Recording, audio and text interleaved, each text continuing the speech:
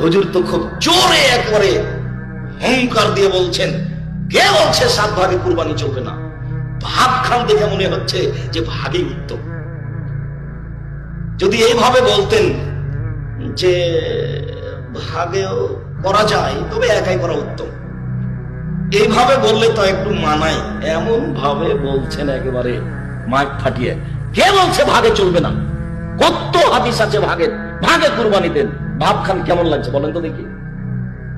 মানে ভাগে উত্তম মনে হচ্ছে না কথার গতিতে?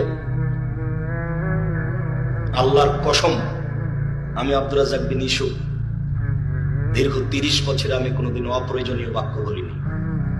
আপনি কুরবানি ফতোয়া ও মাসাইল মাওলানা আব্দুল্লাহ কাফি আল কুরাইশি পড়ে দেখেন, ওখানে উনি লিখেছেন একটি গরুতে 7টি অংশগ্রহণ করবে 7টি পরিবার। এরকম কোন হাদিস আমি আব্দুল্লাহ কাফি আল কুরাইশি জানি না। নিজের ঘরের মানুষকে দেখেন আগে, এত জোরে অহংকার কেন?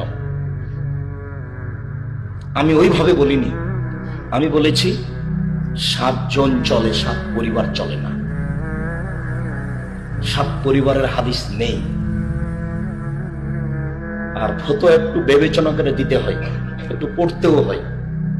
আমি কম জানি এ কথাই ঠিক, তবে 97 সাল থেকে আমি ফতোয়া লিখি। আমার ফতোয়া লিখা কাজ। আমি আব্দুর রাজ্জাক বিন ইউসুফ দিনের খিদমতে মানুষ হিসাবে জীবন বাজি রেখে চেষ্টা চালিয়ে যাচ্ছি। মানুষ ভুলের ঊর্ধ্বে নই, কোথাও ভুল থাকতেও পারে। একটি গরুতে 7টি পরিবার অংশগ্রহণ করবে এমন হাদিস আমার এই দীর্ঘ 30 বছরের শিক্ষক জীবনে, এই দীর্ঘ 20 বছরের গবেষণা জীবনে, এই দীর্ঘ 16 বছরের ছাত্র জীবনে আসেনি। তবে 7 জন আছে।